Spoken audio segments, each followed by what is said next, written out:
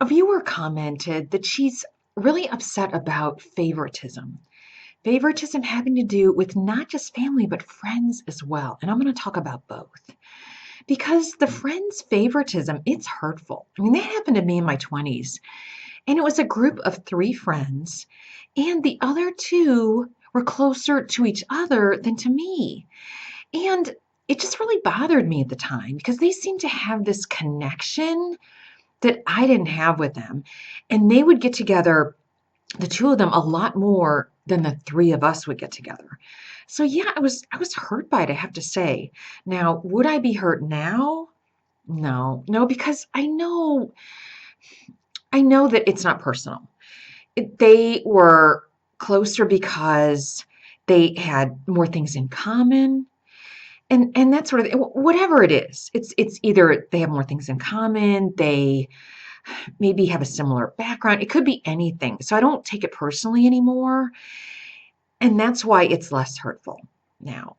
And if you realize that it has less to do with you and more to do with just them, and the fact that I'm telling you, groups of three friends never seem to work out, especially among women. Guys, it seems to be a little bit different. I don't know, but maybe they're more surfacey and women are deeper and have this emotional connection. So I don't know. I'm going to think about it a little bit more, but I just know that it happens. And I don't necessarily know why it seems to always happen with women and not men. But I know now to not get so upset about it. I think when you get older, that just happens. Now, as far as family members, I see that happen a lot with grandparents. And again, I don't know that the grandparents know what they're doing, but because they have more grandchildren than they have children, they seem to favor maybe one or two. And I've seen it happen that grandmothers will favor granddaughters, or maybe a grandmother or grandfather will favor a grandchild that's more like them or more like their favorite child than the others. I don't there's It runs the gamut as to why, again, that this happens, but it's very, very hurtful. And people are living longer, so there's people in their 30s that still have their grandparents. And so this is it's a real problem. And again, it's very hurtful. So should you talk to your grandparent? You could. Will it get you anywhere? Probably not. And they will deny, deny, deny.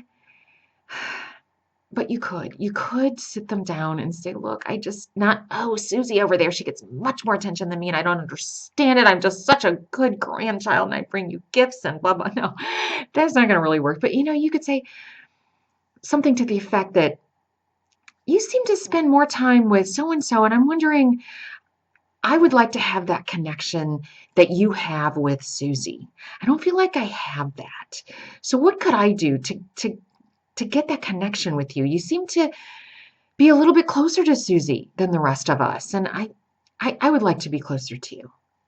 Something like that. So it's not accusatory, and you're not putting them in a position where they have to defend themselves. But maybe they'll probably say, "Oh, no, no, we love you just as much as Susie," and on and on.